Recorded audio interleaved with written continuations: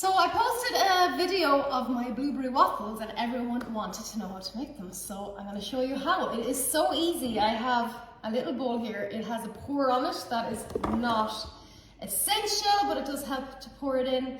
And I'm adding in 3 tablespoons of self-raising flour. Plain flour is fine. Next, I'm going to crack in 2 eggs. Now this makes about 4 waffles. So just bear that in mind. And we're going to whisk them together first. So electric whisk. Just so you don't have any lumps in the flour. This is going to get a nice smooth mixture and it only takes a second. Okay, so you'll see this can also be made the night before. That is nice and smooth.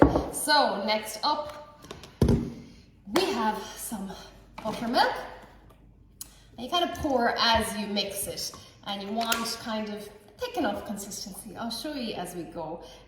So gradually add in this buttermilk. And if you can get a good buttermilk, it will make all the difference. So just gradually add a little bit at a time. You don't want it too watery. Kind of like a thick yogurt. Okay, that's good. Probably about 150 ml, maybe 200 ml there. And you can add a little more. Now I have 2 tablespoons of butter and I've melted it. This is not essential, but it is going to make them taste that little bit extra delicious. So just pour that melted butter in. Keep a little just to brush your plates. And finally, I have some oats, porridge oats. I'm going to put a handful of that in. This is brilliant to bulk up the kids' bellies before they head out to school. They'll be full for hours. So I sneak these guys in. And that is it. As I said, you can make this the night before. Really, really handy. Okay, so that is the consistency. It's kind of like soup, thick soup. So next up, we are going to get the waffle maker on. As I said, make this the night before. I'm not going to add my blueberries in now because they'll all sink to the bottom. I'll add them in after, once I put the mix onto the waffle maker. So I have a Cuisine Art 2 waffle maker that I got about probably 4 years ago, and it is the best thing ever. The plates don't cause the waffles to stick, but I'll always brush them with a little bit of that leftover butter just to be sure, So a little brush of the butter on your plates.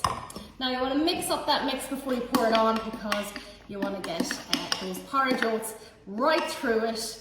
Now you don't want to overfill your waffles because when you close it down, it will spill out the edges. So you'll see here how much I'm going to put on. Just enough. I'm not completely filling it because the top plates are going to come down and sandwich on top. Next, your blueberries, if you want to add them, do it at this stage. And these will burst and be so delicious. And then close it down. I'll leave that for maybe 2 to 3 minutes. You can check it and see how it's toasting. You really can't go wrong with this recipe, so we'll let these cook and I'll be back. Okay, we've given them about 2 to 3 minutes and you can see those blueberries have all burst lovely and they are perfect. So onto a plate, you can see how easy these are to just get out with a little corner of a knife. You can do these plain as well, and if you don't have a waffle maker, you can just pop that mix onto a pan on a medium heat with a little bit of butter. They're not going to be flat pancakes because of the oats. You can leave the oats out and have flat pancakes, or leave the oats in and have kind of a little bit thicker ones. Right, so that's that. That's them. Okay, I have some blackberries, strawberries, bananas, a little dusting of icing powder. Always makes them look lovely. And we do try to avoid the chocolatey toppings. We don't always avoid them. So I try to get the local honey as a little sweet touch to the top.